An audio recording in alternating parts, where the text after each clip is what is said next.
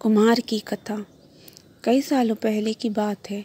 एक गांव में धनवान नाम का एक कुम्हार रहा करता था।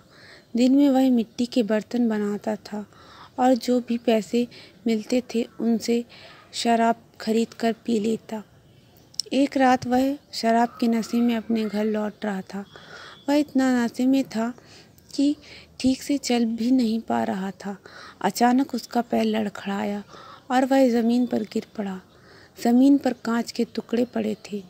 उनमें से एक टुकड़ा उसके माथे पर घुस गया। उसके माथे से खून बहने लगा। इसके बाद कुम्हार किसी तरह उठा और अपने घर की ओर चल दिया।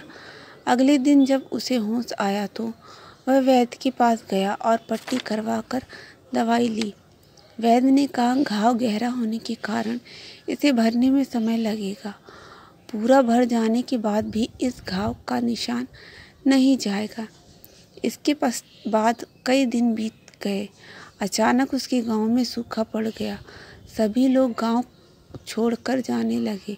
कुम्हार ने भी गांव छोड़कर जाने का फैसला किया और दूसरे देश की तरफ निकल गया।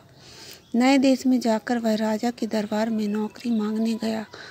वहाँ के राजा ने उसके माथे पर चोट का निशान देखा और सोचा यह ज़रूर कोई पराक्रमी योद्धा होगा और दुश्मन से लड़ते समय इसके माथे पर चोट लगी होगी। यह सोचकर राजा ने उसे अपने दरबार में एक खास जगह दे दी और उस पर विशेष ध्यान देने लगा। यह देखकर राजा के दरबार में मौजूद राजकुमार, सेनापति और अन्य मंत्री उससे जलने लगे। ऐसा कई दिनों तक चलता रहा। एक दिन शत्रुओं ने राजमहल पर हमला कर दिया। राजा ने अपनी पूरी सेना को युद्ध के लिए तैयार किया। उसने धनवान से भी युद्ध में जाने के लिए कहा। धनवान जब युद्ध भूमि की तरफ जा रहा था तो राजा ने उससे पूछा कि उसके माथे पर यह चोट किस युद्ध में लगी।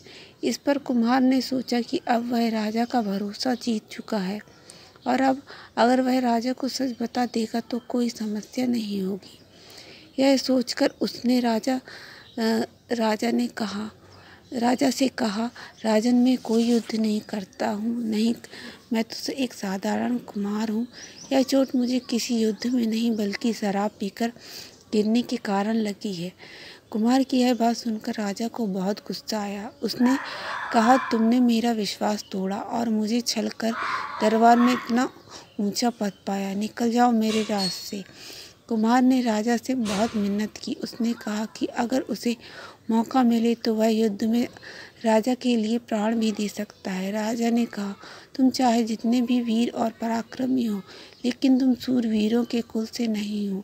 तुम्हारी हालत शेरों के बीच रहने वाले उस गीदड़ की तरह है जो हाथी से लड़ने की जगह उससे दूर भागने की बात करता है।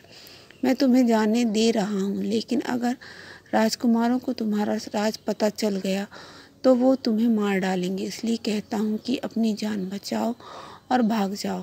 कुम्हार ने राजा की बात मान ली और तुरंत उस राज्य को छोड़कर चला गया।